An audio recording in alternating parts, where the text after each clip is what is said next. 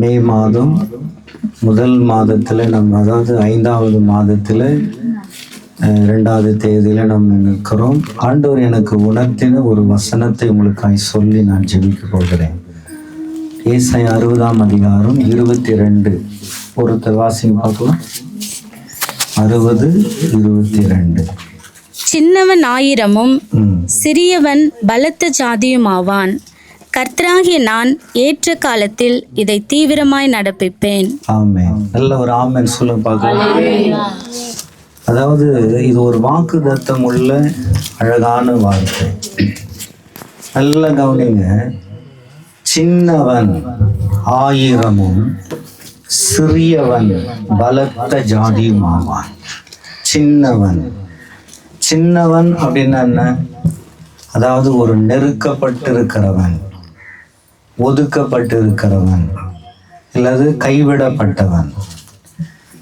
அது மாதிரி ஒரு அவனா இது அவெல்லாம் ஒரு ஆளா இல்லை, அவன் ஒரு சாதாரண ஆள் அப்படி சொல்லுவாங்கல்ல. அந்த மாதிரி ஒரு நிலையில் இருக்கிற ஒரு மனுஷனை 1000-ஆய் பெருக பண்ணுகிற ஒரு தெய்வம். அது மட்டுமல்ல, சின்னவன்ற வார்த்தையை நீங்கள் நல்லா கூர்ந்து கவனிச்சிங்கன்னா, சமீபத்தில் நம்ம கிராமத்தில் வாசு சித்தப்பா இருந்தார்ல, இறந்துட்டார். ரொம்ப மனசு கஷ்டமாக இருக்குது. ஒரு வியாதினால் பாதிக்கப்பட்டு அவர் மறிச்சிட்டார். அவர் எப்போ என்னை பார்த்தாலும் நான் சின்னவனே அப்படின்வார். இந்த எப்போ ரீசெண்டாக நான் ஒரு தாலுகா ஆஃபீஸில் ஒரு வேலையாக வந்திருந்தேன். அங்கே பார்த்தேன் நான் அவரை. அந்த சூழலில் கூட என்னை ஜெயராஜன் அவர் இப்போ பேர் சொல்லி கூப்பிட்டதே கிடையாது. கடைசி வரைக்கும் என்ன சின்னவனே அப்படின்வார், சின்னவன் அப்படின்வார். அதாவது ஒரு 2 பேர் இருக்காங்கன்னா அதில் இவன் சின்னவன், குமார் வந்து பெரியவன் அப்படின்னு சொல்லுவார். அதில் என்னை கடைசியில் அந்த பேர் சொல்லி கடைசி வரைக்கும் என்னை அழைச்சார். ஒருவேளை நான் நினைக்கிறேன் அப்படி அவர் அந்த வாயின் வார்த்தை எல்லாம் கூட ரொம்ப நல்ல வார்த்தை. கடைசியில் அவர் என்னை பார்த்து சொல்லும்போது, ஏசப்பா உண்மையாகவும் கூட இருக்கிறார் சின்னவா, நீ அரக்கம் அதுதான். இங்கேருந்து போயிட்டு, அதாவது இங்கேருந்து வெளியே போகிறவங்களாம் எல்லாருமே நல்லா ஆசீர்வாதமாக இருக்கிற மாதிரி எனக்கு தெரியல. ஒரு சிலர் நல்லா இருக்கிறாங்க, ஆனால் நீ ரொம்ப நல்லா இருக்கிற, எனக்கு அது ரொம்ப சந்தோஷம் நீ இப்படியெல்லாம் இருக்கிறது அப்படின்னு என்னை குறித்து ஒரு நல்ல சமாதானமாக நல்ல வார்த்தை பேசினார். ஆனால் இன்னைக்கு ஆண்டவருடைய வசனம் என்ன சொல்லுது பார்த்தோம்னா, மத்தேயு 2ஆம் அதிகாரம் 6ஆம் வசனத்தை வேகமாய் வாசித்தோம்னா, மத்தேயு 2:6. யூதேய தேசத்தில் உள்ள பெத்லகேமே, யூதாவின் பிரபுக்களில் நீ சிறிதல்ல, என் ஜனமாகிய இஸ்ரவேலை ஆளும் பிரபு உன்னிடத்திலிருந்து புறப்படுவார் என்று தீர்க்கதரிசியினால் எழுதப்பட்டிருக்கிறது என்றார்கள். ஆமா, அது மீகா 5ஆம் அதிகாரம் 2ஆம் வசனத்தில் எழுதியிருக்கிறது. எப்படி சொல்லுதுன்னா, எப்பிராத்தா எனப்பட்ட பெத்லகேமே, நீ யூதேயாவில் உள்ள 1000ங்களுக்குள்ளே சிறியதா இருந்தோம். மீகாவில் அப்படி எழுதியிருக்குது, சிறியதா இருந்தோம்.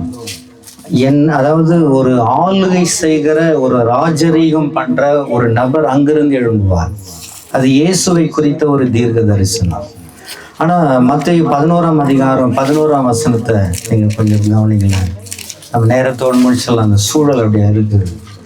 ஸ்திரீகளிடத்திலே பிறந்தவர்களில் யோவான் ஸ்நானகனை பார்க்கிலும் பெரியவன் ஒருவனும் எழும்பினதில்லை. ஆகிலும் பரலோக ராஜ்யத்தில் சிறியவனாய் இருக்கிறவன் அவனிலும் பெரியவனாய் இருக்கிறான் என்று விட பெரியவனாய் இருப்பான் என்று சொல்லியிருக்கிறார். அப்போ நிறைய பேருக்கு இந்த உலகம் எப்படி அவங்க அணுகுறாங்க அப்படின்னா, இவர் வீடு கட்டாரு, இவர் இதை பண்ணிட்டாரு, அது இவரு நல்லா இருக்கிறாரு, அவங்க பிள்ளைங்க நல்லா இருக்கிறாங்க, நாம தானே அப்படி இருக்கிறோம், நமக்கு எப்போ ஒரு விடிவு வரும் அப்படின்னு இன்னொருத்தர் ஒப்பிட்டு இதானா வாழ்க்கைன்ற மாதிரி இந்த உலகம் சுழலுகிறது. ஆனா ஒரு கர்த்தருடைய பிள்ளைக்கு தான் தெரியும், இந்த உலகம் வந்து அநித்தியமானது. இங்க இருக்கிற எல்லாமே அழியக்கூடியது. ஆனா எது அழியாதது அப்படின்னு நீங்க பாத்தீங்கன்னா, பரலோகத்தினுடைய ஆளுமைகள், இயேசு சொன்ன வல்லமை மட்டும்தான். நித்தியம் என்றதுதான் அழியாதது. அதனால அதுக்கு ஏற்றபடி நம்முடைய பிரயாசம் இருக்கணும். இன்னைக்கு மரிச்சா அவரோடு நிலை நிற்கிற இளைப்பாறுதல போய் இளைப்பாடுற அளவுக்கு நம்முடைய ஜீவியம் அந்த வசனத்தின்படி கரெக்டா இருக்கணும். அதனாலதான் லூக்கா 16ஆம் அதிகாரத்துல 20 to 25 முடியிருக்கிற வசனங்களை நீங்க வாசித்தீங்கன்னா, அங்க எழுதப்பட்டு லாசருவும் ஐஸ்வர்யவானும். இந்த லாசரு என்ற அந்த பிச்சைக்காரனை குறித்து வேதம் சொல்லுது. அவன் அனுதினமும் சம்பீரமாய்னா ரொம்ப வசதியாய் தினம் ஒரு ட்ரெஸ், தினம் ஒரு சாப்பாடு, விருந்துன்னு அப்படியே ஒரு பணக்கார வாழ்க்கை வாழற ஒரு செல்வந்தனை குறித்து அவன் பேரை கூட சொல்லல பைபிள், ஆனா அவனை குறித்து சொல்லுது. அவனுடைய வீட்டு வாசப்படியில அவன் சாப்பிட்ற அந்த சாப்பாடு எச்சல்களை, அதுல இருந்து மீதங்களை சாப்பிட்ற ஒரு பிச்சைக்காரன், அவன் பேரு லாசரு அப்படின்னு எழுதப்பட்டுக்குது. 2 பேரும், அதாவது முதல்ல இந்த லாசரு மரிக்கிறார். மரிச்ச உடனே ஆபிரகாம் அடியில போய் இளைப்பாறார், தேற்றப்படுகிறார்னு வசனம் சொல்லுது. ஆனா இந்த ஐஸ்வர்யவான் பார்க்கறான், அகால நரகத்துல விழுந்து அப்படியே துடிக்கிறான். பார்த்தா இந்த லாசருவா அவன் என் வீட்டு முன்னாடி எச்சையில சாப்பிட்டவனா அவனா அப்படி ஒரு பரலோகத்துல போய் ஆபிரகாம் அடியில இளைப்பாடுறான். ஐயோ, நான் இந்த நரக கடல்ல துடிக்கிறனே, ஒரு சொட்டு தண்ணி இல்லாம தாகத்துல துடிக்கிறனே அப்படின்னு அவன் வேண்டத வரைக்கும் பைபிள் சொல்லு. அப்போ நமக்கு இதுல இருந்து என்ன சத்தியம்னா, இந்த உலகத்துல நீ எவ்வளவு பெரிய ஆளனாரு, மரிச்சா உன்னை நித்தியம் இருக்கிற வரைக்கும் அந்த மாதிரி ஒரு வாழ்க்கை வாழ ஒரு கிருபை இல்லைன்னா நீ பிறந்ததும் வேஸ்ட், நீ வளர்ந்ததும் வேஸ்ட், எல்லாமே வேஸ்ட்.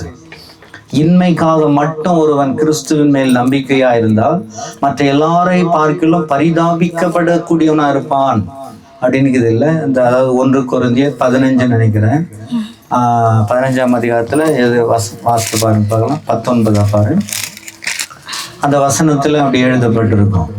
இம்மைக்காக மாத்திரம் 19 வசனம். இம்மைக்காக மாத்திரம். அப்போ இதுல இருந்து நமக்கு என்ன தெரியுதுன்னா, நாம வாழற வாழ்க்கை என்பது வெறும் இந்த இன்மைக்காக மட்டும் இல்லை. அவங்க வீடு கட்டாங்க, நான் ஒரு வீடு கட்டுவேன். நான் அவங்க வசதியா அவங்க பிள்ளைங்களை படிக்க வைக்கிறாங்க, நான் படிக்க வைப்பேன். அவங்க நல்லா வசதியா நிற்கிறாங்க, அது மாதிரி நானும் வசதியா வாழணும்.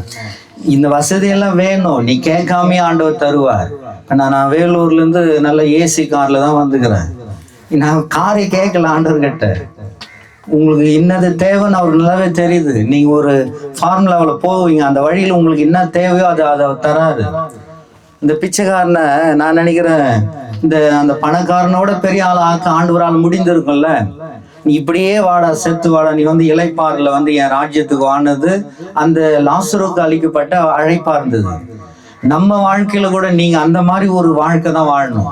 இன்னொருத்த ஒப்பிட்டு நீங்க உங்க சமாதானத்தை குலைக்கவே கூடாது. எனக்கு இந்த கிருபை தந்திருக்கிறாரு போதும். 3 காரியம் இல்லைன்னா நீங்க அழலாம், துக்கிக்கலாம், ஆண்டவரை கூட நீங்க சாபம் கொடுக்கலாம். என்னென்னலாம் இல்லைன்னா, எனக்கு தங்கறதுக்கு கூட ஒரு இடம் இல்லைன்னா உண்மையா சொல்றேன், இதுதான் என்னுடைய வீடு, ஒரிஜினல் வீடு இதுதான். எப்படி இருக்கு பாரு, இதான். நீங்க கூட நல்ல வீட்டுல இருந்தா வந்துக்கிறீங்க எல்லாருமே.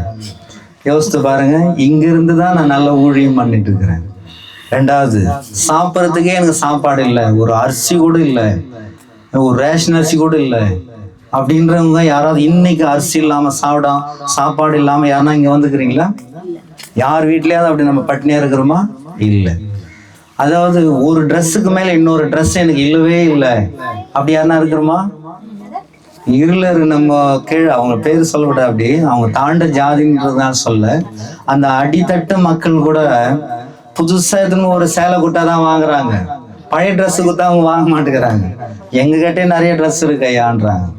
அப்போ என்ன சூழல்னா, ஒரு அடிப்படையான ஒரு நல்ல இழுக்க இடமும் உணவும் இருந்தால் போதும்னு இருங்க அப்படின்னு வசனம் சொல்லுது.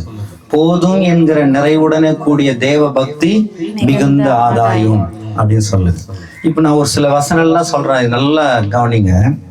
ஏன் இதை நான் சொல்றேன்னா, நல்லா கவனிங்க. நீங்க ஒரு நெருக்கத்துல இருக்கலாம், கைவிடப்பட்டு இருக்கலாம், நீங்க ஒரு அவ்வளவுதான், இந்த சொந்த பந்தங்களால, உடன் பிறந்தவங்களால ஏதோ ஒரு சூழ்நிலை நீங்க தள்ளப்பட்டு இருக்கலாம். நீங்க அப்படியெல்லாம் ஒரு சூழல் உங்களுக்கு அமைதுன்னா நீங்க ரொம்ப சோர்ந்துடக்கூடாது. ஏன் அப்படின்னா, உங்களை ப்ரொமோஷன் பண்ண போறாருன்னு அர்த்தம், உங்களை உயர்த்த போறாருன்னு அர்த்தம். உண்மையாவே சொல்றேன், நான் இப்படி ஒரு ஆசீர்வாதமா ஒரு ஊழியமானதுக்கு காரணம் எங்க அப்பா தான் காரணம். எங்க அப்பா மட்டும் அந்த வார்த்தை சொல்லி, அதாவது ஒரு வார்த்தை சொன்னாரு, நீ தெய்வம்னு ஏசாமின்னு போய் ஊழின்னு ஓடுற, அப்படியே ஓடுறான், இங்க என்னடா உனக்கு வேலைன்னாரு. இங்கே என்ன வேலை உனக்கு, இங்கே நிலமும் கிடையாது ஒன்றும் கிடையாது, நீ அப்படியே போ அப்படின்னாரு ஒரு டைம் லேண்டில். எனக்கு அப்படியே மனசு உடைஞ்சு அப்போ தான் போய் நான் ஜீசஸ் காசுக்கு போய் அப்ளை பண்ணுறேன்.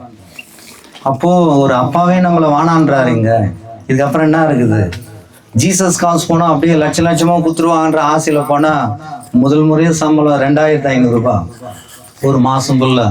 எப்படி இருக்கும் பாருங்க. எப்போ 2015 சொல்கிறேன் நான், இப்போ ரீசெண்டாக ஒரு 10 வருஷத்துக்கு முன்னாடி. அதன் பிறகு அப்படியே ஆண்டவர் கிருபை ஒரு 4500 மாற்றுறாங்க.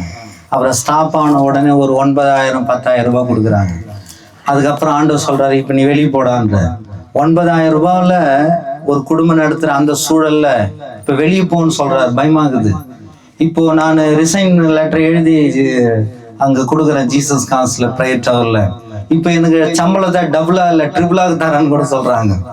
அப்படியே அதை சம்மந்தப்பட்ட அந்த பால் அந்த ஐயாவே பேசுகிறார், இன்னும் 2 வருஷம் இருங்க பிரதர், அங்கே வந்து உங்கள் மூலமாக ஆண்டவர் நிறையா வசனங்களை நல்ல அற்புதங்களை செய்கிறாரு கேள்விப்பட்டேன், நல்ல சாட்சியெல்லாம் வருது, வெயிட் பண்ணுங்கண்ணா.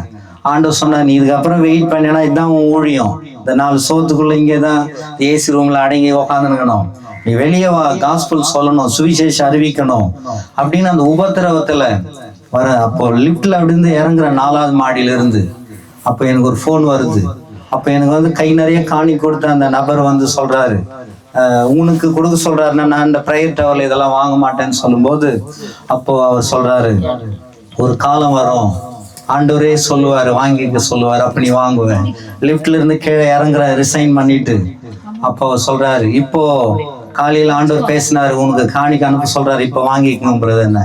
மறுவார்த்தையே பேசல, அனுப்புங்க பிரதர்ன்னு சொன்னேன். அவங்க அனுப்புனாங்க.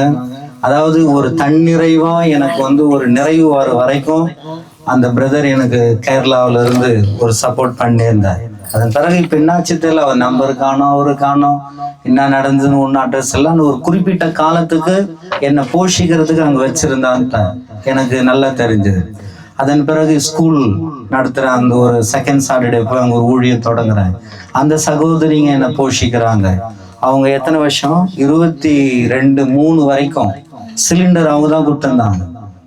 ஒரு மாதம் நீ யோசித்து பாருங்களேன், ஏதோ ஒரு நாளைக்கு ஒரு ஊழியக்காரனுக்கு ஒரு மாதம் கொடுக்கலாம், 2 மாதம் கொடுக்கலாம், வருஷங்களும் கொடுப்பாங்களா. 2015 கிட்டத்தட்ட 2023 வரைக்கும் எனக்கு அவங்க சிலிண்டர் கொடுத்துருக்குறாங்க. அவங்க கறியத்தை அவங்க எனக்கு கொடுக்குறாங்க, அவங்க காய்கறி வாங்கின கொடுக்குறாங்க. ஒவ்வொரு டைமும் அவங்க வீட்டில் ஒரு ஸ்பெஷலாக ஒரு சாப்பாடு பண்ணால் கூப்பிட்டு எங்களை குடும்பமாக போஷி. எங்களுக்கு ஒன்றும் புரியல. ஒரு குறிப்பிட்ட காலம் நம்ம நொறுக்கப்படுறோம், ஒடுக்கப்படுறோம், தள்ளப்படுறோம், கைவிடப்படுறோம். ஆனால் கர்த்தர் எங்குமே நம்மளை கைவிடல. அதன் பிறகு அவங்கள விட்டு இன்னொரு சகோதரி எழும்புறாங்க. இப்போ ஒரு வண்டி வச்சிருந்தில்ல, யூனிகான் ஒரு வண்டி, அந்த சகோதரி அந்த 2 வீலர் அவங்க தான் வாங்கி தராங்க. எனக்கு ஆச்சரியமா இருக்குது, இது எப்படி சாத்தியம்? ஒரு குறிப்பிட்ட காலம் அவங்க மறிச்சிட்டாங்க. அவங்க ஒரு பிஸ்கட் கம்பெனி வச்சுருக்கிறாங்க வேலூர்ல, அவங்க மறிச்சிட்டாங்க. அதன் பிறகு இன்னொரு சகோதரி கர்த்தர் எழுப்பி தரார். இப்போ யோசித்து பார்த்தா அந்தந்த காலத்துல நேர்த்தியாய் அழகாய், அப்போ நீங்க ஏதோ ஒரு இடத்துல நீங்க ஒடுக்கப்படுறீங்க, நெருக்கப்படுறீங்க, கைவிடப்படுறீங்கன்னா ப்ரொமோஷன் வருதுன்னு அர்த்தம். உங்களுக்கு ஏதோ ஒரு வாசல்ல புதுசா எக்ஸ்ட்ரா திறக்குறான்னு அர்த்தம். நம்ம பார்ப்போம், நம்ம வருமானம் இவ்வளவுதான், நம்ம சூழல் இவ்வளவுதான், இதன் பிறகு நமக்கு ஒண்ணுமே இங்க இல்லை அப்படின்னு நம்ம நினைப்போம். வனாந்தரத்துல வழியை உண்டாக்குவார். அவாந்தர வழின்னா அது இது உதவாது. இந்த நிலம் அந்த இடத்துல ஆறுகளை உண்டாக்கி அதை செழிப்பா மாத்திடுவார். உனக்குள்ள இயேசுன்னு ஒரு வல்லமை மட்டும் இறங்கினா போதும், நீ சின்னவனா இருந்தாலும் 1000ஆய் பெருகிடுவ. அல்லேலூயா. 1 பேதுரு 5:5 சொல்லுது, தாழ்மை உள்ளவனுக்கோ கிருபை. அந்த தாழ்மைன்ற ஒரு இரக்கத்தை மட்டும் நீங்க பெற்றுக்கொள்ளுங்க. நீங்க கொலேசியர் 3ஆம் அதிகாரம் 12ஆம் வசனம் வாசிங்க பார்க்கலாம். 3:12 கொலேசியர் நிருபம் 3:12.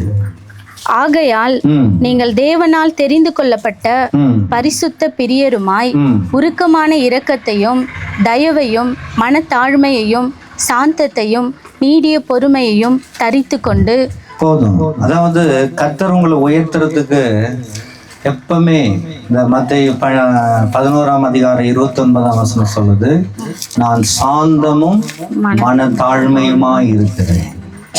சாந்தம், மனத்தாழ்மை. ஏதோ என்னை விட அவங்க பெஸ்ட் தான் அப்படின்னு ஒரு ஒத்துக்கொள்ற அளவுக்கு ஒரு தாழ்மை இருக்குன்னா கர்த்தர் உன்னை உயர்த்த போறாருன்னு அர்த்தம். உனக்கு ஒரு கிருபை வைக்க போறாருன்னு அர்த்தம். இந்த கிருபையை நீங்க பெற்றுக்கணும். அப்படி பிலிப்பியர் 2ஆம் அதிகாரம் 3ஆம் வசனம் என்ன சொல்லுது பாரு. இந்த தாழ்மையினால இந்த இரக்கத்தினால நமக்கு என்னென்ன ஆசீர்வாதம் வருது பாரு. 2:3 பிலிப்பியர் 2:3. ஒன்றையும் வாதினாலாவதுன்னா சண்டை போட்டு வாக்குவாதம் பண்ணி அப்படி செய்யாத. வீண் பெருமையினாலாவது. பெருமைக்கு செய்வாங்கல்ல சிலர்லாம். நம்ம எல்லாம் வந்து ஒரு ஆத்ம பாரத்தோடு போய் சுவிசேஷம் அறிவிப்போம்.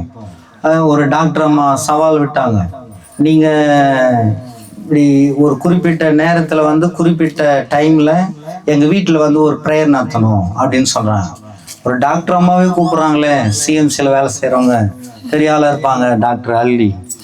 அப்புறம் அவங்க வீட்டுக்கு போனாக்கா அவங்க ஒரு 4-5 பேர் தான் இருக்கிறாங்க. நீங்கள் மாதம் அதாவது வாரம் வந்து இந்த ஊழியத்தை நீங்கள் நடத்தணுன்றாங்க. எனக்கு இது குடும்ப ஜபம் தானே, நீங்களே பண்ணீங்க, இதுக்கு எதுக்கு ஒரு ஊழியக்காரனை கூப்பிட்டு என்ன உட்கார வைக்கிறீங்கன்னு அவங்க சொல்கிறாங்க. நான் நினச்சா நான் இவ்வளோ பேர் கூட்டம்னா கூட்டுங்க, நீங்கள் பண்ணுங்க. அது என்ன அன்னைக்குலேருந்து இன்னைக்கு வரைக்கும் பண்ணிட்டுக்கிறாங்க, இது வரைக்கும் ஒன்றுமே செய்ய முடியல அவங்களால.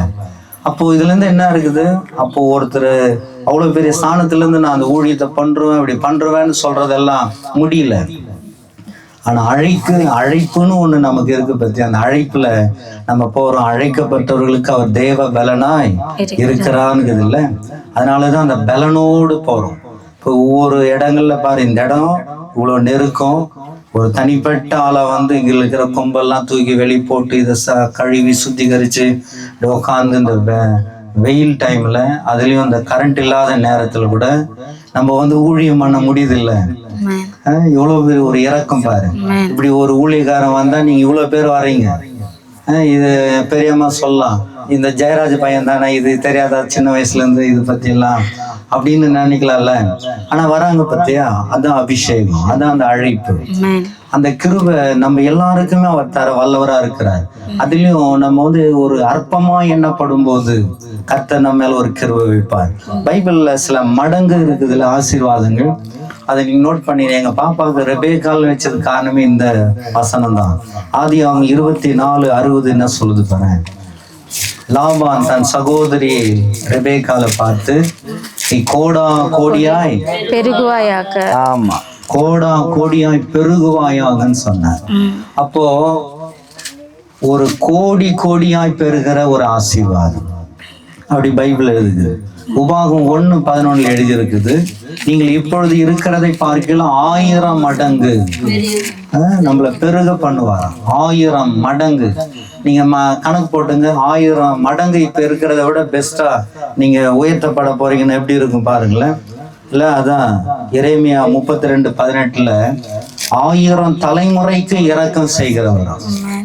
இந்த 10 கட்டளைகள் எழுதும்போது உபாகம் 5:10 வசனம், யாத்திராகம் 20ஆம் அதிகாரத்துல 6ஆம் வசனம், யாத்திராகத்துல 34 7ஆம் வசனம், 1000 தலைமுறைகளுக்கு இரக்கத்தை காக்கிறவர். நீங்க மட்டும் உண்மையா ஜெபம் பண்ணி வசனத்தின்படி வாழ்ந்து உங்க பிள்ளைங்க எவ்வளவு தரித்திரமா பிரச்சனையா போராட்டமா இருந்தாலும் கண்டுக்காம கர்த்தருக்குள்ள நடத்திட்டா தலைமுறை இறங்குவார். 1000 தலைமுறை மட்டும் இறங்குவார். தப்பு பண்ணா 4 தலைமுறை மட்டும் நியாயம் விசாரிப்பார் இந்த கிருபை. அது மட்டுமல்ல, மத்தேயு 13ஆம் அதிகாரத்துல 8ஆம் வசனம் 23ஆம் வசனம் நோட் பண்ணீங்கன்னா, 30, 60, 100 பலன் தந்ததாம். நல்ல நிலத்தில் விதைக்கப்பட்ட அந்த விதை, அதாவது நல்ல நிலம், இயேசு என்கிற அந்த வல்லமைக்குள்ள அவருடைய வார்த்தையின் மேல நீங்க கட்டப்படுறீங்கன்னா உங்க பிரயாசம் வாய்க்கும். ஒரு சிலர்கள்லாம் ஆச்சரியமா இருக்கும், நான் கூட ஊழியம் பண்ணணும்னு நினைக்கிறேன், நான் கூட இப்படி எல்லாம் இது பண்றேன், என்ன எனக்கு எதுவுமே ஏன் வாய்க்கல, எனக்கு ஏன் என்னால் அடுத்த ஸ்டெப்புக்கு போக முடியல. கர்த்தரால நீ ஏற்கப்படுறன்னா நீ ஒரு நாளும் கைவிடப்பட மாட்டேன். எலியாவை யாரை கொண்டு போஷிக்க முடிஞ்சது? காகத்தை கொண்டு. காகம் வாயிலிருந்து எங்காவது ஒரு கறி துண்டு எதனா குடிக்க முடியுமா? நம்ம அது எத்தனை வந்து ஒரு இறைச்சி துண்டு கொடுக்கும், அப்பம் கொடுக்கும்னா இது எவ்வளவு பெரிய அற்புதம். வழியே இல்லாத இடத்துல அவர் வழியை உண்டாக்குறாருன்னு அர்த்தம் பேர். அதனால அந்த மாதிரி நம்மள உயர்த்துற ஒரு தெய்வம். நீங்க மட்டும் உண்மையா ஒரு தலைமுறை ஆண்டவரோடு நீங்க நடந்தீங்கன்னா அடுத்த தலைமுறைகள் உங்க சன்னதி அப்படி இருக்கும். நீங்க உலகத்தார பாருங்களேன், ஒரு சன்னதி பெரிய போஸ்டிங்ல பெரிய பதவியில நல்ல ஆஸ்தி அந்தஸ்துல அப்படி இருப்பாங்க, அடுத்து அவங்க தலைமுறை அப்படி இருக்காது, சபிக்கப்பட்டோம். ஏன்னா அவங்க வந்து ஆண்டவரை சார்ந்துக்காம தன்னை சார்ந்துக்குவாங்க. அதான் இன்மை. நாம அப்படிப்பட்டவங்க அல்ல. தானியேல் 1 அதிகாரம் 20 10 மடங்குன்ற 10 மடங்கு மற்றவங்களோடு ஒப்பிட்டு காய்கறி கீரைங்களை சாப்பிட்ட இந்த தானியேல் அவங்க நண்பர்களுக்கு 10 மடங்கு சாமர்த்தியத்தை அந்த அந்த பிரதானி பார்க்கிறான்னு வசனம் சொல்லுது. ஏசாயா 61:7 வெட்கத்துக்கு பதிலாய் இரட்டிப்பான பலன் அப்படிங்க. நீ எந்த இடத்துல வெட்கப்படுறியோ அந்த இடத்துல உயர்த்தப்படுறது தேவ நீதி. இது ஒரு பக்கம் ஆசீர்வாதம். யோபு 42:12 யோபுவினுடைய முன்னிலைமை பார்க்கலாம் அவன் பின்னிலைமை 2 மடங்கு. உன் வாழ்க்கையில ஏன் பிசாசு அனுமதிக்கிறார் தெரியுமா? சோதிச்சு நீ பொண்ணாய் விளங்கணும், உன்னை ப்ரொமோஷன்ல வச்சிடணும்.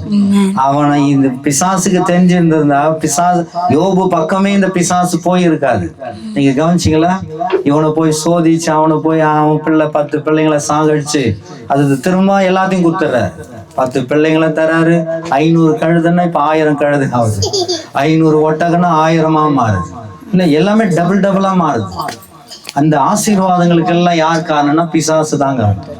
வந்து தூண்டினாரு, ஆண்டவர் சோதிச்சாரு, அவர் ஜெயிச்சாரு, ப்ரொமோஷன்ல வச்சு வச்சிட்டாரு. நம்ம வாழ்க்கையில கூட சோதனைகளில நாம ஜெயிக்கணும். சில பாடுகள் பிரச்சனைகள் பொறுமையா இருக்கணும். நான் ஒரு சகோதரி இருந்தாங்க, அவங்க சென்னையில போயிட்டு ஒரு பிரச்சனை, கணவனை விட்டு பிரிஞ்சு வந்துட்டாங்க. திரும்ப கணவர்கிட்ட போறாங்க, எப்படியாவது கணவர் ஏத்துக்கும் என்னன்னு. நானும் ஜெபம் பண்ணி அனுப்பிச்சேன். ஆனா அந்த இடத்துல போனா அவங்க மாமியார் 2 பிள்ளைங்க, அந்த சகோதரி மாமியார் அந்த கணவன் வந்து நீங்க இருக்கவே கூடாது, நீ கிளம்பு அப்படின்ட்டு அவங்கள மறுபடியும் சரி இவங்க போய் மகளிர் ஸ்டேஷன்ல கேஸ் கொடுக்குறாங்க. ஒரு இடத்துல கூட எடுக்கல, எல்லா இடத்துலையும் அது சம்மந்தப்பட்ட எல்லா ஸ்டேஷன்ல போய் காசு கொடுத்து அந்த ஆள் வந்து எல்லாத்தையுமே ஆஃப் பண்றாரு, அதிகாரத்தை தப்பா யூஸ் பண்றாரு. அதனால யாரும் கேஸ் எடுக்கல. அந்த சகோதரி விரக்தியில, அண்ணா ஜெயராஜ் அண்ணா, இனிமேல் எனக்கு நீ ஃபோன் பண்ணாத, நீ எனக்கு ஜெபமும் பண்ணாத, நீ எனக்கு எந்த ஆலோசனையும் சொல்லாத, ஃபோன் வச்சிரு அப்படின்ட்டு ஃபோன் வச்சிட்டாங்க. அப்புறம் எனக்கு மனசு கஷ்டமா, ஏன் இப்படி சொல்றது இது இந்த பாப்பா அப்படின்ட்டு. அதுக்கப்புறம் அவங்க அம்மாவை விசாரிச்சா இந்த மாதிரி கஷ்டப்பட்டு வருது அப்படின்னு. அப்போ இந்த உலகத்துல எவ்வளவு அநீதிகள் இருக்குதுல்ல. அப்போ நான் நினைக்கிறேன் அந்த பிள்ளைக்கு அந்த வைராகியத்தை விட்டு அந்த தம்பி சொல்றான், அந்த சின்ன தம்பி 8th or 7th படிக்கிறான். அவன் சொல்றான், நான் படிப்பேன் அங்கிள், நான் படிப்பேன், எங்க அப்பாவை பழி வாங்குவேன். நான் சொன்னேன், உங்க அப்பாவை நீ பழி வாங்க தேவையில்ல, நீ பழி வாங்குற ஒரே ஃபார்முலா தெரியுமா, படிச்சு உங்க அப்பா மாதிரி 2 மடங்கு பெரிய ஆள் ஆயிடணும். அப்போ தானாவே உங்க அப்பா பலனா, அதாவது செயலிழந்துருவாரு. இவங்களை நம்ம ஒதுக்கணுமே, மனைவி பிள்ளைங்களை தள்ளிட்டோமே அப்படின்ற ஒரு வேதனைப்படுவாரு. அதனால நீ உயர்ந்து காட்டு அப்படின்னு சொன்னேன். அதனால இந்த மாதிரி பல மடங்கு 2 மடங்கு அவமானப்படுற இடத்துல எல்லாம் நம்மளை உயர்த்துற தெய்வம். அது மட்டும் இல்ல, சகரியா 9:12 நம்பிக்கை உடைய சிறைகளே அரணுக்கு திரும்புங்கள், இரட்டிப்பான நன்மை தருவேன், இன்றைக்கே டுடே, இப்ப தருவேன், இன்னைக்கு தருவேன். அந்த மாதிரி ஒரு வார்த்தையை நமக்கு தரல. அதனால இந்த மாதிரி எல்லாம் ஒரு வார்த்தை உங்க வாழ்க்கையில நடக்கணும். சின்னதா இருக்கிற நீங்க 1000 பெருகணும், உங்க பிள்ளை பெருகணும்னா ஒரு ஃபார்முலா. மத்தேயு 18 அதிகாரம் 1-4 முடிய வீட்டுல போயிட்டு நல்லா வாசிங்க. இந்த குழந்தை மாதிரி இந்த மாதிரி பிள்ளைய போல நீங்க மாறினாதான் அப்படின்ற இல்ல. நீங்க யோசிச்சு பாரு, இந்த குழந்தை பிடிச்சி ஒரு கிள்ளிட்டு வெளியே போயிட்டு இப்ப கூப்பிட்டா வராது, வெளியே போயிட்டு மறுபடியும் வாடான்னா வருவான்ல. இது இந்த ஜெகனண்ண பிடிச்சின்னு ஒரு கிள்ளிட்டு வானா அப்படின்னு போடா அப்படின்னு வரல. அப்போ அந்த சூழ்நிலைங்க பாரு, ஒரு குழந்தை மாதிரி நம்ம மாற மாட்டேங்கிறோம் இல்ல. அப்போ நம்முடைய வாழ்க்கையில நம்ம ஒரு ஃபார்முலா யூஸ் பண்ணணும், ஒரு குழந்தையாவே மாறுங்க. பிபி எல்லாம் ஒண்ணுமே இல்லாம போகும். நீங்க ஒரு குழந்தையா மாறுங்க. ஒரு அந்த சரீர பலவீனங்கள்லாம் அகால வியாதிகள் உங்களை தொடாம இருக்கணும்னா இந்த குழந்தையை போல் ஆகாவிட்டால் தேவனுடைய ராஜ்யத்தில் பிரவேசிக்க மாட்டான்னு சொல்லிட்டார். அதனால நம்ம என்ன வீராப்பு, என்ன அப்படி தத்துவம், என்ன பெரிய ஆதங்கெல்லாம் பண்ணி ஒண்ணுமே இல்லை. கர்த்தர் நல்லவர். ஆமென். சின்னவன் ஆயிரமும் சிறியவன் பலத்த ஜாதியுமாவான். இப்போ அந்த சிறியவன் பலத்த ஜாதியை எப்படி மாறுவான்? சிறியவன், பைபிள்ல நிறைய சிறியவர்களை குறித்து எழுதியிருக்கிறது. நீங்க ஆதியாகமம் 25:23 சொல்லுது, மூத்தவன் இளையவனை சேவிப்பான். ஏசா யாக்கோபு குறித்து அந்த ரெபேக்கால் போயிட்டு அந்த அம்மா என் வயிற்றுல, இப்பெல்லாம் நம்ம ஸ்கேன் பண்ணி வயிற்றுல ரெட்டை குழந்தையா, என்ன குழந்தையுடைய மூவிங்ல எப்படி இருக்குது எல்லாத்தையும் நம்ம என்ன பண்றோம், ஸ்கேன் பண்ணி தெரிஞ்சுக்கிறோம். அந்த காலத்துல அந்த அம்மா எங்க போய் ஸ்கேன் பண்ணிக்கிறாங்க? கர்த்தரிடத்தில். எப்படி இருக்கு பாருல, கர்த்தரிடத்தில் போய் விசாரிக்கிறாங்க அந்த அம்மா. அப்போ ஆண்டவர் சொல்றாரு, உன் வயிற்றுல 2 சன்னதி இருக்குது, 2 பிள்ளை பிறக்க போகுது. ஒருத்தன் வந்து இப்படி இருப்பான், ஒருத்தன் இப்படி இருப்பான். சின்னவன் பெரியவனை மேற்கொள்ளுவான் அப்படின்ற வார்த்தை. மூத்தவன் இளையவனை சேவிப்பான் அப்படின்னு சொல்ற. அப்போ எனக்கு இந்த ரெபேக்கால்னு ஒரு பேர் வச்சதுக்கு எங்க பாப்பாவுக்கு தான் காரணமே. தேவ திட்டத்தை தெரிஞ்சுக்கின அந்த அம்மா யாக்கோபை சப்போர்ட் பண்ணுவாங்க, ஏசாவை கண்டுக்கவே மாட்டாங்க அந்த அம்மா. அவங்க பெத்த புள்ள தானே. ஆனா ஈசாக்கு யாக்கோபு ஏசா மேல பட்சமா இருப்பார். அவர் வேட்டையாடி கொண்டு வந்தெல்லாம் ருசியா சாப்பிட்டுன்னு பையன் நமக்காக நல்லா நிக்கிறான்னு. ஆனா அம்மாவுக்கு தெரியுது, தரிசனம் யார் மூலமா தான் வெளிப்பட போகுது, சன்னதி அடுத்த புத்திர அந்த சுவிகாரம் யார் மூலம் வெளிப்பட போகுதுன்னா யாக்கோபு மூலமா. இவன் கூடாரவாசியா இருந்தான், அவன் வன சஞ்சாரியா இருந்தான், அவன் காடு காடா சுத்துறவனா இருந்தானுங்க. அப்போ இந்த மாதிரி சின்னவன் பெரியவனை அதாவது வணங்குவான், சின்னவனுக்கு பெருகுவான்ற ஒரு வார்த்தை. ஆதியாகமம் 48ஆம் அதிகாரத்துல நீங்க 11-20 முடியாது 19ஆம் வசனம் மட்டும் நோட் பண்ணீங்கன்னா, இவனும் பெருகுவான், இவன் தம்பியோ இவனிலும் அதிகமாய் பெருகுவான். இந்த 12 கோத்திரம் யாக்கோபுக்கு பிறந்த 11 பிள்ளைங்க. அதுல யோசேப்பு முந்தி போய் எகிப்துல இருந்து ஒரு அதிபதியா இருக்கிறார். அப்போ யோசேப்பு அந்த தேசத்துல 2 பிள்ளைங்க பிறகுது. அந்த 2 பிள்ளைங்களையும் அப்பா கிட்ட நிறுத்தி, பெரியவனு சின்னவனை பெரியவன் மேல வலது கை வைங்க, சின்னவன் மேல இடது கை வைங்கிட்டு இவன் பிடிச்சிட்டு வைக்கிறான். இந்த யாக்கோபு தெளிவா கையை மாத்தி சின்ன பையன் மேல வலது கையும் பெரிய பையன் மேல இடது கையும் வைக்கிறான். அப்போ அது யோசேப்புக்கு விசனமா இருக்குது. என் தகப்பனே, இவன் தான் பெரிய பையன், இவன் தான் நல்லா இருக்கணும், இவன் மேல அந்த கையை வைங்கன்ற. எனக்கு நல்லா தெரியும்னு சொல்லிட்டு இந்த வசனம் சொல்லுது பாரு, இவனும் பெருகுவான், இவன் அண்ணனும் பெருகுவான், ஆனா இவன் தம்பியோ இவனிலும் அதிகமாய் பெருகுவான். எவ்வளவு பெரிய ஒரு கிருபையுள்ள வசனம் இல்ல? அப்போ இந்த மாதிரி நம்ம வாழ்க்கையில ஒரு சிறுத்திருக்கிறோம், ஒரு சிறுமைப்படுறோம், ஒரு அவமானப்படுறோம், ஒரு நெருக்கப்படுறோம் அப்படின்னா அவங்களுக்கு தெரியணும். சங்கீதம் 133:7 சொல்லுது, சிறியவன் அவர் சிறியவனை புழுதியிலிருந்து தூக்கி விடுகிறார், எளியவனை குப்பையிலிருந்து உயர்த்துகிறாருங்க.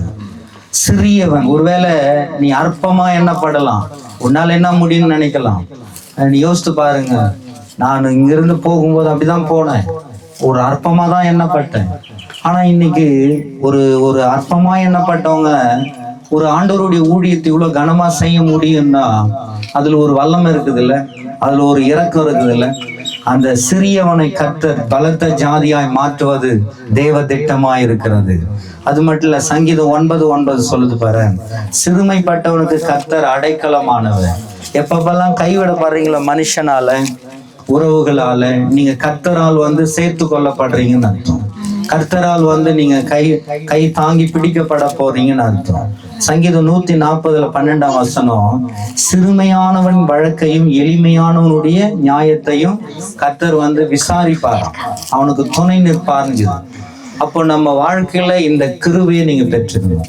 இந்த மாதிரி நீங்க சிறுமையா இருந்தாலும், சின்னதா இருந்தாலும், அற்பமா இருந்தாலும், ஆண்டவர் சொல்ற, சின்னவன் 1000மும் சிறியவன் பலத்த ஜாதி. இந்த பலத்த ஜாதி இல்ல, நீங்க ஒரு தலைமுறையா எழும்புவீங்க. எப்பவுமே நீங்க குழந்தைங்க மேல ஒரு ஆசீர்வாதம் பண்ணுங்க. ஒரு சிலர்ல பேர பிள்ளைங்கள்லாம் கூட வச்சுக்கிறீங்க, பிள்ளைங்களை வச்சுக்கிறீங்க. அந்த குழந்தைங்க மேல ஏசாயா 44:3 இந்த வசனத்தை எப்பவுமே சொல்லுங்க. சின்ன குழந்தைய இருந்துச்சுன்னா லூக்கா 2:40-52 வசனத்தை நல்லா அறிக்கிடுங்க. ஆண்டவர் நல்லவர்ல. அப்போ இது மாதிரி சொல்லி நீங்க என்ன பண்ணணும்? பிளஸ் பண்ணணும். உன் சன்னதியின் மேல் என் ஆவியையும் உன் சந்தானத்தின் மேல் என் ஆசீர்வாதத்தையும் ஊற்றுவேன். சன்னதி, சந்தானம். சன்னதினா பிள்ளைகளின் பிள்ளைகள் பிள்ளைகள். சந்தானம்னா உன் பிள்ளை மேல ஆசீர்வாதம். அப்போ ரெண்டு ஆசீர்வாதம். ஒண்ணு ஆவிக்குரிய, ஆவின்னா ஆவிக்குரிய ஆசீர்வாதம். ஒரு சில குடும்பங்கள்லாம் கவனிச்சு பாருங்க, நல்ல வேலை வாய்ப்பு, நல்ல வசதியா இருக்கும். இந்த ஆவியானவரோடு, அதாவது ஆவிக்குரிய வாழ்க்கையில ரொம்ப குழந்தைங்களாவே இருப்பாங்க. ரட்சிப்பு இருக்காது, அந்த பிள்ளைங்க வாழ்க்கையில ஒரு நல்ல தரிசனம் இருக்காது. நம்ம ஏன் வாழறோம், கத்தவங்களை எப்படி காணமான்னு ஒன்றும் தெரியாது. ஆனா ஒரு சிலருங்களுக்கெல்லாம் நல்லா இருக்கும். ஆனா இந்த கிருபை பெற்ற நமக்கு ஆண்டவர் ஒரு இரக்கம் தரணும். இது மாதிரி சொல்லி பிளஸ் பண்ணணும். நம்ம அதுக்கு ஒரு ஃபார்முலாவை சொல்றாரு, ஏற்ற காலத்தில் தீவிரமாய் நடப்பிப்பேன். இப்படி ஒரு வாக்கு சொல்றாருன்னா ஒரு டைமிங் தான். நான் போயிட்டு 3வது நாளே கார் வாங்கின்னு சித்தாமடிக்கு வந்தேன்னா இல்லை, ஒரு 7-8 வருஷம் ஆச்சுல. 2015 போனேன், 21, 22 தான் கார் வாங்கினேன். அப்போ ஒரு ஆசீர்வாதமான நகர்வுகளுக்கெல்லாம் ஒரு சில குறிப்பிட்ட காலம் நேரத்தை வச்சிருக்கிறேன். அப்போ எனக்கு ஆச்சரியமாகுது, இதெல்லாம் நம்ம தான் இதை பண்றோமா? ஒரு காருன்றது ஒரு ஒண்ணுமே கிடையாது இந்த காலத்துல.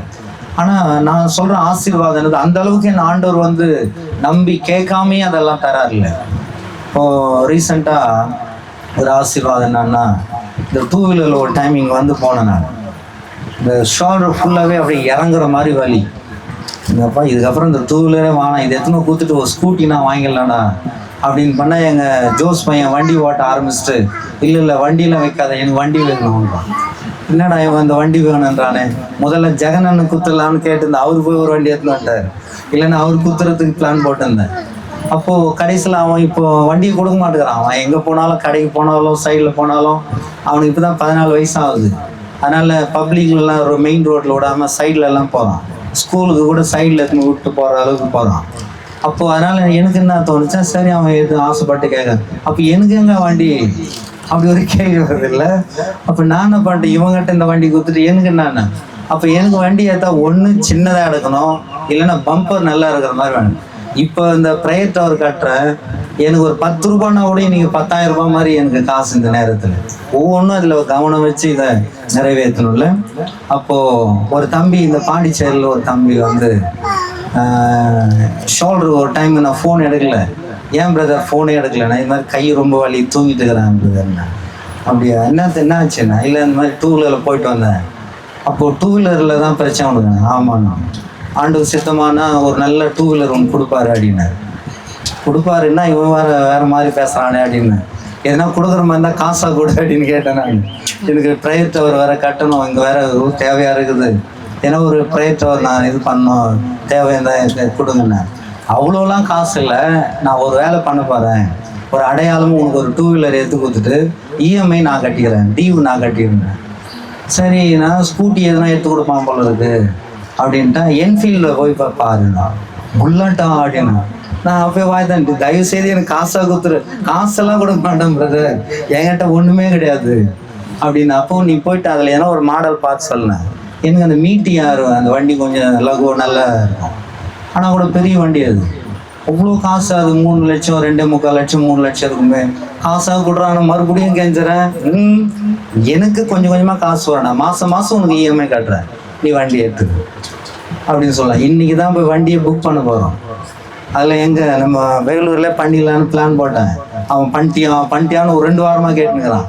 இந்த நீங்கள் காசு லம்பாக வச்சுருக்கிறியா சில்லறைண்ணா? நான் காசுலாம் இல்லை பிரதர், எனக்கு சில்லறை காசு வரதை சேர்த்து ஒரு நாளைக்கு 300 ரூபாய் சேர்க்க போகிறேன் உனக்கு. ஒரு நாளைக்கு எனக்கு அம்மா 500 ரூபாய்க்கு மேலே கொடுப்பாங்க செலவுக்கு, 300 ரூபாய் சேர்ப்பேன். மாதத்துக்கு ஒரு 9,000 ரூபாய் சேர்த்து உங்கள்கிட்ட கொடுப்பேன், உங்கள் அக்கௌண்ட்டுக்கு நீங்கள் இஎம்ஐ கட்டிங்க. இது கொண்டாலாதுங்க. சொந்தமாக கேட்டால் அவன் அப்பா கேட்டால் கொடுக்க மாட்டான்னு தெரியுது. சரி அப்படியாவது வரட்டும் அப்படின்ட்டு இன்றைக்கி தான் போய் மீட்டியான்னு ஒரு அழகான வண்டி புக் பண்ணலான்ட்டு எங்கள் பையன்தான் ஸ்ட்ரெஸ் ட்ரைவெல்லாம் பண்ணிவிட்டு இந்த வண்டி தான்மா நல்லா இருக்குது அப்படின்னு சொல்லிக்கிறான். நான் யோசித்து பார்த்தேன், இதெல்லாம் நம்ம அறிவுக்கு எட்டாத ஒன்று. நம்ம இப்படியெல்லாம் ஒரு வண்டி வாங்கும். நான் உண்மையாகவே எங்கள் சபிதா இருக்குது, அது கொடுத்த 2 வீலர் தான் நான் வச்சுருந்தேன். அது குத்த ஸ்ப்ளெண்டர் அவங்க வீட்டுக்காரர் வானான்ட்டாரு. அதான்டா சாக்குன்ட்டு ரொம்ப நல்லதா போச்சு, விடு நீ கிளம்பு அப்படின்ட்டு அந்த வண்டி நான் வச்சுக்கணும் அப்படி. அங்கேருந்து என்னுடைய ஓட்டம் தொடங்கி இன்னைக்கு புல்லட் வாங்குற அளவுக்கு ஆண்டவர் உயர்த்துறாருன்னா ₹1 இல்லாமல் யோசித்து பாருங்களேன். ஒரே ₹1 இல்லாமல் இதுக்கு அதை இப்போ நீ போயிட்டு அது புக் பண்ணதுக்கு எவ்வளோ காசுன்னு கேட்டால் அவங்க அனுப்புகிறாங்க. இன்னைக்கு அவங்க ஒரு வாரமாக தொந்தரவு பண்ணிட்டீங்களா, நீ ஷோரூமில் போயிட்டு அங்கேருந்து எனக்கு ஃபோன் பண்ண, அப்போ தான் உங்கள் அக்கௌண்ட்டுக்கு அனுப்புவேன். நீ கில்லாடி பிரதர், நீ போனால் அதை பண்ணுற இதை பண்ணிட்டு அதை பண்ணுறேன்னு சொல்லுவ அப்படின்றான். அப்போது இந்த மாதிரி ஏதோ ஒரு ஆசீர்வாதம் நீ கேட்காமே அவர் தர நல்லவராக இருக்கிறார். அதான் நான் யோசித்து பார்த்தேன். நம்ம ஆண்டவர் நம்முடைய மன விருப்பங்களை எவ்வளோ புரிஞ்சுனுக்கிறார்ல, அவர் நல்லவராக இருக்கிறார். சிறியவனை பலத்த ஜாதி, அந்த ஏற்ற காலம்னு சொல்ற அந்த வார்த்தை சொல்லி நான் முடிச்சிடுறேன். பிரசங்கி 3ஆம் அதிகாரம் அப்பப்போ நீங்கள் வீட்டில் வாசித்து பாருங்க. 1-11 முடி வாசித்தீங்கன்னா அதில் 11ஆம் வசனம் அழகா இருக்கும். அதின் காலத்தில் நேர்த்தியாயினா பர்ஃபெக்டா செய்யறார். நல்லா அப்படி கிளியரா அழகாய் நேர்த்தியாய் நல்ல துல்லியமாய் அது குறையில்லாம செய்யறார். எப்போ? அந்த டைம்ல செய்யறாரு. உங்க வாழ்க்கையில எப்பவுமே தெரிஞ்சுங்க, எல்லாமே லேட் ஆகுதுன்னா ஸ்தோத்திரம் மட்டும் பண்ணிருங்க. ஏதாவது ஒரு நீங்க விரும்புற காரியம் தடுக்கப்படுதுன்னா அதுக்கு ஸ்தோத்திரம் மட்டும் பண்ணுங்க. அந்த டைம்ல அது நடக்க போகுது. அந்த டைம் வரைக்கும் நீங்க வெயிட் பண்ணுங்க, வேற எதுவுமே பண்ணாதீங்க. நீங்க வெயிட் பண்ற அந்த காலத்துல உங்களை ஏதோ ஒரு சத்துவத்துல நிரப்புவார், அழகாய் நிரப்புவார். பிரசங்கி 9:11 சொல்லுது, சமயமும் தேவ செயலும். அதான் அந்த நம்ம புறஜாதி மக்கள் சொல்லுவாங்கல்ல, நேரம் சரியில்லை பாருங்க. நம்ம ஆண்டவர் தான் சொல்கிறார், டைம் வரணும், அந்த நேரம் வரணும்பா, அந்த சமயம் நடக்கணும், அந்த காரியம் வாய்க்கணும், உன் நேரத்துல அது வாய்க்கும் அப்படி சொல்றாரு பத்தி. அது இந்த வசனம் தான். அது அழகா சொல்றாரு பாரு 9:11. அதாவது தேவ செயலும் நேரமும் நேரிடணும். அதே மாதிரி பிரசங்கி 8ஆம் அதிகாரம் 6ஆம் வசனத்துல எல்லா காரியத்துக்கும் ஒரு காலம் இருக்குதான், டைம் இருக்குதான். நல்ல நேரம் குடுகுடுக்காரன்னு சொல்றான்ல, அந்த மாதிரி உன் டைம்ல அதெல்லாம் நடக்கும். அந்த டைம்ல நடக்குது பெஸ்டா இருக்கும். ஆண்டவர் கொடுக்கறதெல்லாம் வெயிட்டிங் தான் இருக்கும், ஆனா பெஸ்டாவே இருக்கும். கவுத்தன் பண்றதெல்லாம் அந்த டைம்ல நல்லா இருக்கும். மணல்ல வீடு கட்டுறது ரொம்ப நல்லா இருக்கும். கட்டி முடிச்சோன்னு ஒரு வெள்ளம் வரும்போது தான் தெரியும் நம்ம கஷ்டம் வீணா போகும். ஆனா கண்மலையில கட்டுறது ரொம்ப ரொம்ப கஷ்டம். ஒரு மெட்டீரியல் ஆயத்துன்னு போய் சேர்க்கணும், கொஞ்சம் கொஞ்சமா கட்டணும். கண்மலை கிறிஸ்து இயேசுவின் மேல கட்டுறது ரொம்ப கஷ்டம். பாருங்க, உலகத்துல பலதரப்பட்ட சரீர இச்சைங்க, இந்த கண்களின் இச்சைங்க, ஜீவனத்தின் பெருமை, உலகத்தில் உண்டானவைகள்னு சொல்லுது, பிசாசினால் உண்டானதான். இதனால நீ பாதிக்கப்படுவ. பார்க்கறதெல்லாம் சுத்தமா இருக்கும், நீ பரிசுத்தமா இருந்தாலும் அது அசுத்தமா இருக்கும், போராட வேண்டியதா இருக்கும். ஆனா நீ அதுல எல்லாம் தப்பு வைக்கப்பட்டு நீ காத்து கொண்டு பொறுமையா வெயிட் பண்றேன்னா, எனக்கு தெரியும் நானே அந்த உயர்த்தப்பட்டிருப்பேன். நான் ஏன் கல்யாணம் சீக்கிரமா ஆகல, எல்லாமே லேட்டாக எனக்கு என்ன லேட் ஆனதுனால தான் பெஸ்ட்டாக குழந்தைங்களை படிக்க வைக்க முடியுது, லேட் ஆனதுனால தான் அழகான ஊழியம் செய்ய முடியுது, எல்லாமே பெஸ்ட்டாக என் வாழ்க்கையில். அதனால நான் யோசித்து பார்ப்பேன், என் வயசு இருக்கிறவங்களாம் பார்த்தா பேரப்பேதே எடுத்துட்டு இருக்கிறாங்கல்ல, அப்போ எனக்கு ஆச்சரியமா இருக்கும். இது கூட நல்லது தான், இன்னும் நம்ம ஹெல்த்தா நம்ம எங்கா இருக்கிறதுக்கு இதெல்லாம் ஒரு ஆப்ஷன் தான். குழந்தைங்களை பார்த்து அதுக்கேற்ற மாதிரி நம்மளை பக்குவப்படுத்துறது. உங்க வாழ்க்கையில் உங்க டைம்ல ஆண்டவர் கொடுக்குறதெல்லாம் பெஸ்டா இருக்கு. நீங்களா போயிட்டு பாருங்களேன், ஒரு மாங்காய் இருக்குது, ஒரு பிஞ்சிலே போட்டுறீங்கன்னா என்ன அர்த்தம்? இல்லை, வேஸ்டா போகுது. அதே ஒரு சங்காயா போடுறீங்க, எடுத்து வச்சோம்னா பழுக்கும்ல. அந்த மாதிரி அந்த காலத்துல நீங்க வெயிட் பண்ணணும். அதனாலதான் 1 பேதுரு 5:6 சொல்லுது, ஏற்ற காலத்தில் அவர் உங்களை உயர்த்தும்படிக்கு அவருடைய பலத்த கருத்துக்குள் அடங்கிருங்க. அப்படியே ஒயர் ஒண்ணு இல்லை பெரியமா, அது மைக் ஒயர். அதனால உங்க வாழ்க்கையில வெயிட் பண்ணணும், ஆண்டவர் பாதத்தில் அப்படி காத்திருக்க பழகணும். யோபு 36:11 அடிக்கடி இந்த வசனத்தை நான் அறிக்கிடுவேன். யோபு 36 அவர்கள் அடங்கி சேவித்தால் தங்கள் நாட்களை நன்மையாய் போக்குவார். அடங்கி சேவிக்கணும். ஒரு பெத்தவங்க, இப்போ ஒரு ஆட்டு மந்தை இருக்குது, அந்த மந்தைக்குள்ள ஒரு ஆடு இருக்குது, அந்த ஆடு அந்த மந்தைக்கு அடங்கவே மாட்டேங்குது. நான் தனியா தான் போவேன் அப்படின்னா மிருகங்களால பாதிக்கப்படும், திருடர்களால பாதிக்கப்படும். இல்ல அது மாதிரி நீ அந்த ஐக்கியத்துல அந்த ஆளுமைக்குள்ள சகரியா 2:5 சொல்லுது, நான் அதை சுற்றிலும் அக்னி மதிலா இருந்து. ஒரு அக்னியாய் உன்னை சுற்றிலும் ஒரு வேலை அடிச்சுக்கிறேன். யோபு அந்த 1:10 எழுதி இருக்குதுல்ல, அவனையும் அவனுக்கு உண்டான எல்லாவற்றையும் நீ வேலி அடைக்கவில்லையோ, அதனால அவன் சம்பத்து பிறகுதான் அவன் நல்லா இருக்கிறான்ற. அப்போ உன்னை வேலி அடிச்சார்னா பிசாசு எல்லையில வராது, வெள்ளி சூனியம் பழிக்காது, பலவீனங்கள் அகால செலவுகள் தொடர்ந்து ஹாஸ்பிட்டல் செலவு நடக்குதுன்னா நீங்க சுத்திகரிக்கணும்.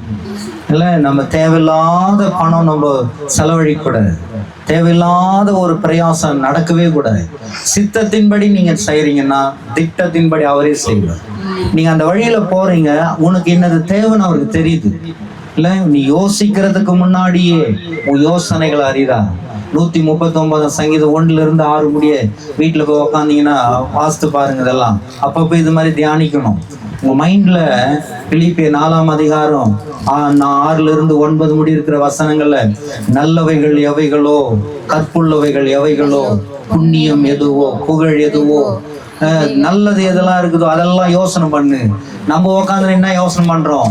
அவன் என்ன நினைக்கிறான், நான் என்ன நினைக்கிறான், அவன் என்ன பண்ணோம், இவன் என்ன பண்ணோம், அப்படியே பண்ணி பண்ணி அப்படியே ப்ரெஷர் ஏறி கடைசியில ஹாஸ்பிட்டலும் கைமா தான் நீ சுத்தணும். நீ எப்பவுமே சமாதானமான தெய்வத்தை உன் உள்ளத்துல வச்சு நீ சமாதானமா யோசித்து பாரு, பெஸ்டான ஒரு வாழ்க்கை வாழ்ந்துருப்பேன். அதனால உங்க நாட்களை நன்மையாய் போக்குவீங்க. அதனால பலவீனெல்லாம் வரலாம், சில வியாதிங்க சில சரீரத்துக்கு ஏற்ற மாதிரி தான் பலன் இருக்கும் வரலாம். ஆனா வாழ்நாளெல்லாம் ஹாஸ்பிட்டலும் கையுமா போறது ஒரு சாபம். கடைசியில் ஒரு வசனம் சொல்லி நான் முடிக்கிறேன். ஏசாயா 43:18-19 வாசிக்க பார்க்கலாம். 43ஆம் அதிகாரம் 18. முந்தினவைகளை நினைக்க வேண்டாம், பூர்வமானவைகளை சிந்திக்க வேண்டாம், இதோ நான் புதிய காரியத்தை செய்கிறேன். நிறைய பேருடைய வாழ்க்கையில தோல்விக்கு காரணம் பழிசெல்லாம் பேசுறது, பழிசையே யோசிக்கிறது, அவங்க வாழ்க்கையில் நடந்த தோல்விகளையே பேசுறது. முந்தினவைகளை நினைக்காத என்ற, நேற்று என்ன நடந்தது நீ என்ன யோசிப்பு என்ன நடக்குது உனக்கு. அதனால தான் ஏசப்பா சொல்வாரு, அந்தந்த நாளுக்கு அதின் பாடுகள் போதும். இன்னைக்கு இப்போ இந்த நாள் தொடங்கிட்டியா, இந்த நாள்ல நீ நடக்கணும், இந்த நாள்ல நீ இது செய்யணும், இந்த நாள் போதும். நாளைக்கு என்ன நடப்பதுல உனக்கு தெரியாது. யாக்கோபுல இன்னும் தெளிவா சொல்றாரு, நாளைக்கு நான் அங்க போயிட்டு அந்த பிசினஸ் பண்ணுவோம், அதை பண்ணுவோம், இதை பண்ணுன்னு சொல்றியே, இன்னைக்கே நீ செத்துட்டா என்னடா பண்ணுவேன் முட்டாள்ன்ற இல்ல. அப்போ ஆண்டவர் சொல்ற வார்த்தை என்னன்னா, நாளைக்கு இதை செய்வோம் அதை செய்வோம்னு சொல்லாத. ஆண்டவருக்கு சித்தமா இருந்தால், நான் உயிரோடு இருந்தால், அவருக்கு சித்தமானால் அப்படின்ற வார்த்தை யூஸ் பண்ண சொல்றேன். அதனால நமக்கு அங்கீகரிக்கப்பட்ட நாள் இந்த நாள் தான். இந்த நாள்ல நான் இருக்கிறேன்னா, இந்த நாளுக்குரிய சமாதானமா சந்தோஷமா உனக்கு கையளிக்கப்பட்ட நல்ல புசித்து சாப்பிட்றது, சூரியனுக்கு கீழே ஒரு மனுஷனுக்கு அளிக்கப்பட்ட பங்குனுக்குது. உனக்கு மனைவி பிள்ளைங்க இருந்தாக்க அதோடு சமாதானமா சந்தோஷமா வாழான்னு சொல்றதுதான் ஒரு வார்த்தை. இந்த மாதிரி ஒரு கிருபை உங்களுக்கு எல்லாம் ஆண்டவர் தரணும். சின்னவன் 1000 பெறுவான், சிறியவன் பலத்த ஜாதி. ஒருவேளை இன்னைக்கு இந்த வார்த்தை உங்க மேல அப்படியே நிரம்புது. நீங்க சின்னதா இருக்கலாம், நீங்க சிறியவனா ஒடுக்கப்பட்டவங்களா இருக்கலாம். நான் சொல்ற இயேசுவின் நாமத்துல அப்படியே கண்ணை மூடி, ஆண்டவரே என் வாழ்க்கையில நான் சின்ன காரியமா இருக்குதுப்பா, என் தலைமுறை ஆண்டவர் குறுகுது, ஆண்டவரே என் பேர பிள்ளைங்க குறுகுறாங்க, ரட்சிப்பு வெளிப்படல ஆண்டவரே. ஆண்டவர் முதலாவது தேவனுடைய ராஜ்யத்தையும் அப்படி நீதியையும் தேடுங்கள், அப்பொழுது இவைகள் உங்களுக்கு உண்டாயிருக்கும், கூட கொடுக்கப்படும் சொன்னீங்களே. இப்பவே வானம் திறந்து என் மேல ஒரு வல்லமை இறங்கணும், என் மேல கிருபை இறங்கணும், என் மேல ஒரு அக்கினி இறங்கணும். வசனம் சொல்லுகிறது, உன் சன்னதியின் மேல் என் ஆவி, உன் சந்தானத்தின் மேல் என் ஆசீர்வாதம். இப்பவே அந்த வல்லமை இறங்குது.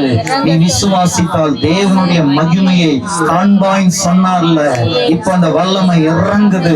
வாயை விரிவாய் தர, 81ஆம் சங்கீதம் 10ஆம் வசனம் சொல்லுது, உன் வாயை விரிவாய் தர, நான் அதை நிரப்புவேன், நான் அதை நிரப்புவேன். வானத்தை பூமியை நிரப்புகிறவர் இதோ உண்மையில் அந்த ஆசீர்வாதத்தை வைக்கிறார். இப்பவே சில கட்டுகள் உடையுது, சில பலவீனங்கள் உடையுது, இருளின் கட்டுகள் எல்லாம் உடையுது.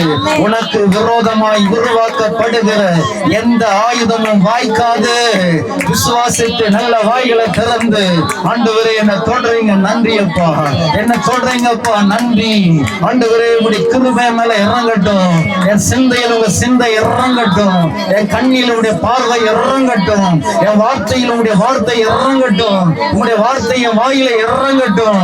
என் இருதயம் திருக்குள்ளதும் கேடுதலுமாய் இருக்கிறது, உங்க இருதயம் போல என்ன மாற்றுங்க. இப்பவே இப்பவே இப்பவே ஒப்பு கொடுக்க வானம் திறந்திருக்கிறது. இந்த மத்தியான வேளையில, இந்த உஷ்ண வேளையில கர்த்தருடைய அக்னி நம்ம இறங்குது, கிருபை இறங்குது, ஆசீர்வாதம் இறங்குது, ஒரு ஜெப வல்லமை இறங்குது, கர்த்தருடைய தொடுதல் இறங்குது. நீ வெறுமையாய் வரவில்லை, நீயாக இங்கு வரவில்லை, கர்த்தர் தான் உன்னை கொண்டு வந்திருக்கிறார். நீ சின்னவனாய் இருக்கலாம், இதோ தீர்க்க தரிசனமாய் சொல்லுகிறேன், நீ ஆயிரமாய் பெருக போகிறாய், உன் பிள்ளைகள் பெருக போகிறார்கள். இடம் கொண்டு பெருகுவாய், வலதுபுறம் இடதுபுறம் இடம் கொண்டு பெருகுவாய் என்கிற வாக்குதத்தம் உண்மையில் நடக்க போகிறது.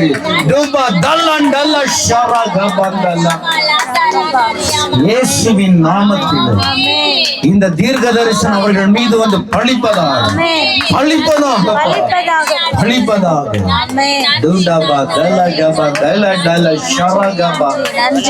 வீட்டு பின்னணியில என்ன கட்டுகள் இருந்தாலும், அவங்க ஜபத்தை முடக்கிற எந்த பலவீன வல்லமை இருந்தாலும், இப்பவே அந்த சரீரங்களை விட்டு இயேசுவின் நாமத்துல வெளியே வா. இயேசுவின் ரத்தத்தில கட்டளை கொடுக்கிறேன். எனக்கு கொடுத்த அதிகாரத்தின்படி சர்ப்பங்களையும் தேள்களையும் மிதிக்கவும், சத்துருவின் சகல வல்லமைகளையும் மேற்கொள்ளவும் நான் உனக்கு அதிகாரம் தருகிறேன். ஒன்று உன்னை மேற்கொள்ளாது.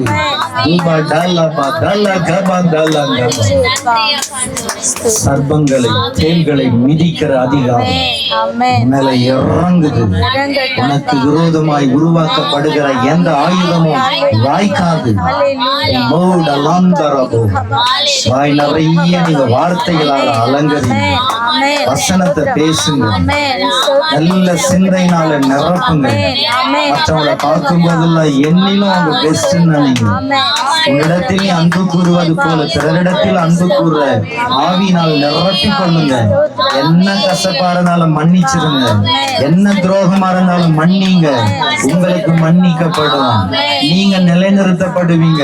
நீ சின்னவனா இருந்தாலும் ஆயிரமாய் பெருகுல, நீ சிறியவனாய் உபத்திரவப்பட்டவனாய் இருந்தாலும் உன் உபத்திரவத்தை அற்பமா எண்ண மாட்டார். நீ பலத்த ஜாதியாய் மாறுவ. ஏற்ற காலம் சொல்றார்.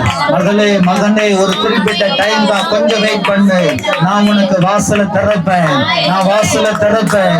நான் திறந்தால் ஒருத்தன் அதை அடைக்க முடியாது, நான் அடைத்தால் ஒருத்தன் அதை தடுக்க முடியாது, அதை ஆண்டவர் அடைக்க முடியாது. இப்ப ஒரு வல்லமை இறங்குது, கிருபை இறங்குது. நீ நிரம்ப இந்த வார்த்தையினால கேட்டு பலனடைய இதோ ஒரு அக்னி உன் மேல இறங்குது, உன் மேல ஒரு அபிஷேகம் இறங்குது, கட்டுகள் எல்லாம் உடையுது. பிசாசின் முகங்கள் இயேசுவின் நாமத்தில உடைந்து விழுது. பொல்லாத கட்டுகள் அறுக்கப்படுகிறது. குமாரன் உங்களை விடுதலை ஆக்கினார், மெய்யாகவே விடுதலை. அவர் விடுதலை ஆக்கினால் மெய்யான விடுதலை, சத்தியத்தை அறியும் போது விடுதலை. இந்த விடுதலை உங்க மேல வைக்கிறார். நன்றி எவ்வளவு நல்லவர். பேசுற நானே ஒரு காலத்துல சின்னவனா இருந்தேன், அற்பமா இருந்தேன். ஆனா இன்னைக்கு நான் ஊழியம் செய்கிற ஊழியக்காரனா கம்பீரமாய் நடக்கும்படி நடை உடைகள் எல்லாம் பலப்படுத்தி கோடி கோடி நன்றி. இதே கிராமத்தில் இருந்து அற்பமா எண்ணப்பட்ட நான் இது ஆண்டவர் உங்க ராஜ்யம் கட்டுற அளவுக்கு என்ன என் கையை பலப்படுத்துறீங்களப்பா. என் முன்னாடி ஒண்ணும் தெரியல, ஆனா எல்லாம் நடந்தது மாதிரி நான் பார்க்கிறேன். ஒரு பெரிய கட்டிடமா எழும்பி நிற்குது. ஆண்டவரே, இந்த இடமே எங்களுக்கு போதல் என்ற பிரச்சனை வரப்போகுது. கூட்டம் கூட்டமா ஜனங்க வர போறாங்க. இங்க இயேசு இருக்கிறான்னு சொல்ல போறாங்க. இங்க போனா பில்லி சூனி உடையுதுன்னு வருவாங்க. இங்க வந்த வியாதிகள் சுகமாதுன்னு வருவாங்க. கேன்சர் கட்டிகள் மறையுதுன்னு வருவாங்க. வேலூர்ல அப்படி பயன்படுத்துனீங்களப்பா. அதே வல்லமையுள்ள தெய்வம் என் கிராமத்துல பயன்படுத்துங்க ஆண்டவரே. இந்த இடத்துல எழுந்தருளுங்க ஆண்டவரே. கிராம ஜனங்கள் ஆண்டவரே, வலது கைக்கும் இடது கைக்கும் வித்தியாசம் தெரியாத ஏழை ஜனங்கப்பா கட்டப்பட்டு இருக்கிறாங்க ஆண்டவரே. ஒரு அற்புதம் செய்யணும், இயற்கைக்கு மேற்பட்ட அற்புதத்தால நிரம்பணும். சும்மா எழுதி வைத்து பேசி கொண்டிருக்கிற ஊழியங்களுக்கு முன்னாடி ஆவியானவர் இன்றைக்கும் வெளிப்படுகிறார். அவர் ஜீவனுள்ளவர் என்பதை வெளிப்படுத்த இந்நாட்களில் எனக்கு அளிக்கப்பட்ட இந்த அபிஷேகத்துக்காக நன்றி. கிருபை வரங்களுக்காக நன்றி. ஒரு மனுஷனை பார்க்கும் போது அவன் முகத்தை ஆண்டவர், அவன் உள்ள அந்தரங்கத்தை தீர்க்க